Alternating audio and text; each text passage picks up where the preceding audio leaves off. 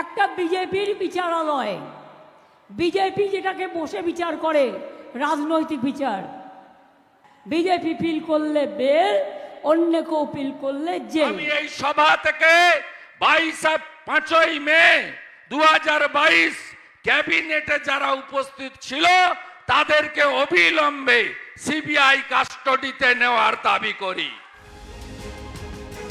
আদালতের বিরাট রায়দান, নিয়োগ মামলায় হাইকোর্টের রায়ে কার্যত মুখ থুবড়ে পড়েছে রাজ্য, কিন্তু ভোট বড় বালায়। অতএব থামল না রাজনৈতিক তরজা।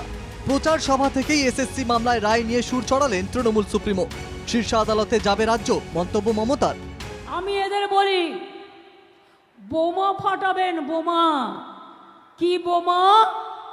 না তো 26,000 টিচারদের চাকরি চলে যাবে।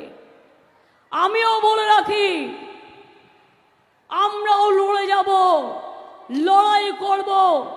যাদের কথা বলা হয়েছে চাকরি বাতিল করা হলো, চিন্তা করবেন না, হতাশ হবেন না, কেউ জীবনের ঝুঁকি নেবেন না। আমরা সবাই আপনাদের পাশে আছি এবং যতদূর লড়াই করার আমরা লড়াই করব। এটা কেন্দ্রীয় সরকারের দোষ, তারা বিজেপির লোক দেখে দেখে এখানে বসিয়েছেন, যাতে তারা বিজেপি পার্টি অফিস থেকে যা বলে দেয় সেই ড্রাফটটা তারা করে দেয়। কেবল তৃণমূল সুপ্রিমো নন, হাইকোর্টের রায় নিয়ে সুর চড়িয়েছেন কুণাল ঘোষও। একই সঙ্গে সরাসরি দায় ঠেলেছেন প্রাক্তন শিক্ষামন্ত্রী ও বহিষ্কৃত তৃণমূল নেতা পার্থ চট্টোপাধ্যায়ের দিকে। পার্থ চ্যাটার্জি আর অ্যান্ড কোম্পানি ওই র্যাকেট যা করে গেছে তার জন্য বিড়ম্বনায় পড়তে হয়েছে দলকে এবং সরকারকে এবং বহু ছাত্রছাত্রীকে।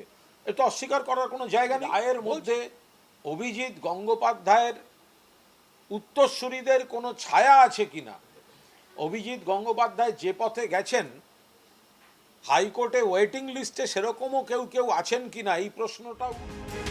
তৃণমূল যখন গোটা বিচার প্রক্রিয়া নিয়ে বিজেপির দিকে আঙুল তুলেছে, তখন গোটা ক্যাবিনেটের পদত্যাগ চাইলেন বিজেপি প্রার্থী অভিজিৎ গঙ্গোপাধ্যায়। প্রসঙ্গত বিচারপতি হিসেবে এই নিয়োগ মামলায় সিবিআইকে যুক্ত করা থেকে শুরু করে একাধিক গুরুত্বপূর্ণ নির্দেশ দিয়েছিলেন অভিজিৎ। একটা সুরক্ষা বলয় তৈরি করে রেখেছে এই ক্ষমতায় থেকে, পদত্যাগ করুক না। সাহস থাকে, যদি লজ্জা থাকে, লজ্জা বলে কোনো জিনিস তাদের শরীরে থাকে, আগে তারা পদত্যাগ করুক।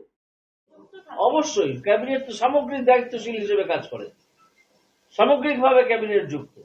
সেই জন্যই তো আমি মমতা ব্যানার্জি সরকারের পদত্যাগ করতে বলছি, এবং এটা ধরা পড়ে গিয়েছিল আমার সামনে।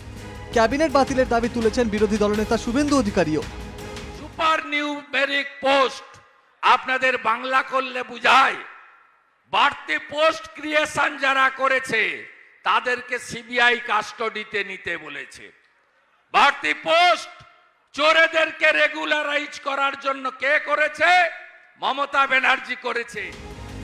দুর্নীতিতে অভিযুক্তদের থেকে পাওয়া টাকা ফেরত দেওয়া হোক, হাইকোর্টের রায়কে সাধুবাদ জানিয়ে মন্তব্য সিপিএম এর রাজ্য সম্পাদক মোহাম্মদ সেলিমের। আর যে শিক্ষকরা শিক্ষকতা করেছেন, নিজ গুণে পেতে পারতেন, তারা সবাই টাকা ফেরত দেবে কেন?